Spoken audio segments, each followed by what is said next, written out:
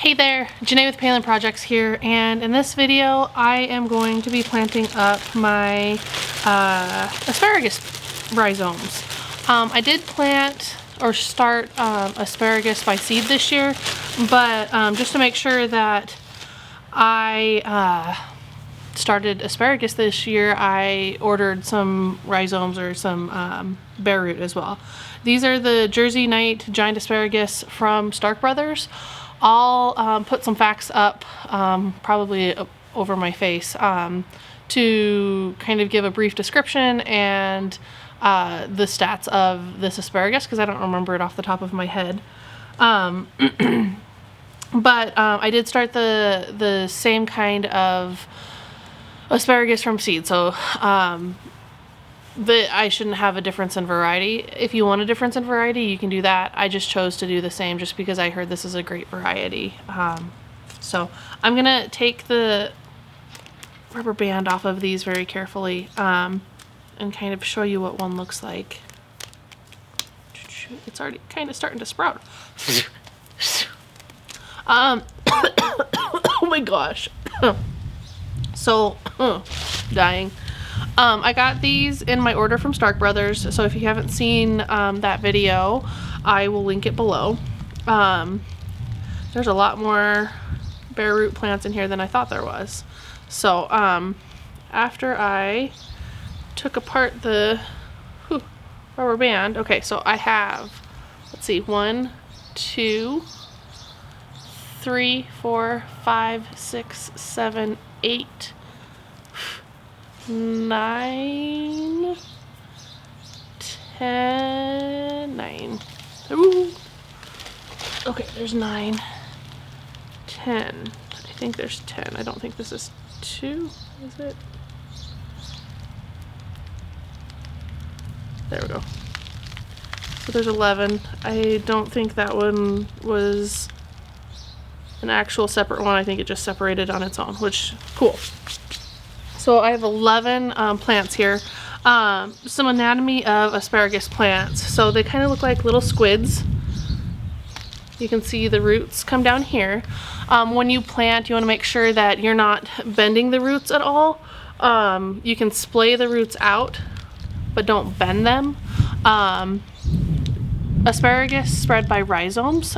So again, you want to protect the crown of the plant. This is the crown of the plant. I'm going to be planting it a couple inches below the top level of dirt, and then again, I'll splay the roots out. I'm going to put Biotone starter fertilizer in the hole as well with each one of these, so that, you know, it gets proper root development. This is one of my bare roots that I didn't pot up because asparagus don't necessarily take well to being transplanted a whole bunch of times, and I needed to get these in the ground so that they don't sprout indoors. I really need them to wake up outdoors before they start sprouting. So I don't see any sprouts. I think it was just discoloration on one of them. I don't think I have any sprouts yet, but after I'm done planting, I'll fill them over with dirt, again, a couple inches above the crown of the plant, so that this crown isn't damaged. If this crown gets damaged, your plant dies. So I'm going to be very careful with the crowns and with these plants as to not damage them further from them being transported and stuff like that, which they're in great shape. I have no quarrel about that. So I just want to be careful on my end so that we get a good start for these plants. Biotone starter fertilizer, fill them back in, and then water them in very generously, and then let them wake up outdoors. I'm probably a little late in planting these. I probably should have planted them about a month ago, but better late than never, especially with asparagus plants, because it does take so long for them to grow. Again, asparagus plants, you can't really harvest them until the 3rd year, definitely not the 1st. I've seen people harvest on the 2nd year, but very minimally, like 1 spear per plant. But I honestly wouldn't even do that. I would wait till that 3rd year to even get a harvest, just to make sure that your plants are well established, rooted in, and will produce to the full capability that they can.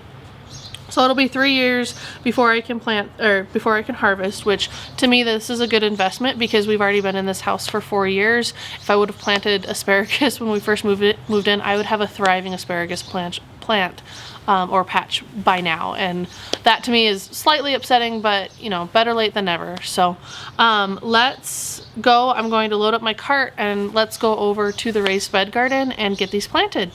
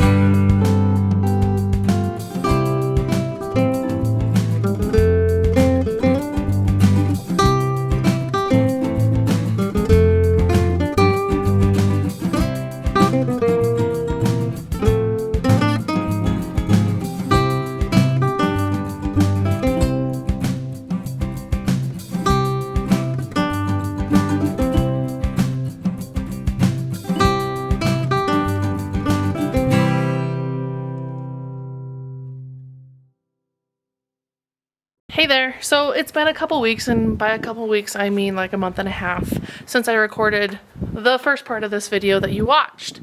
I'm gonna take you out now. It's gonna get bright here in a second. Ooh, it's bright.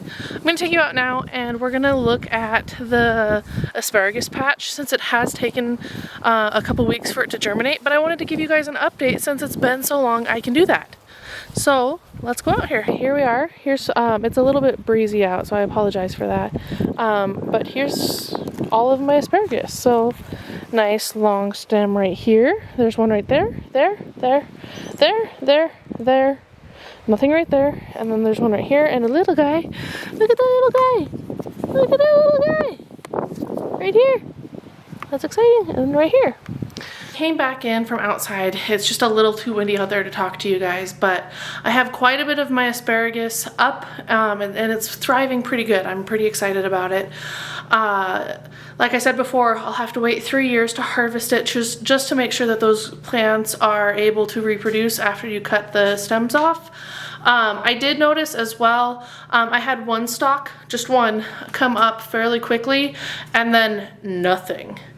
I hooked the bed up on drip. You saw that it was the thick brown drip tubing, and I believe the emitter holes are every 12 inches on that one. But I did hook up the drip, and I kind of have walked away from it, coming out and just weeding it every now and then, and it just exploded as soon as I put that bed on drip. So it's just another like representation of how plants like consistency and moisture and just consistency all around. We have had a cooler spring, which I've noted to you guys before, but I think that helped a little bit, but definitely having that bed set up on drip has, I think, been a game changer. So I hope you enjoyed watching though.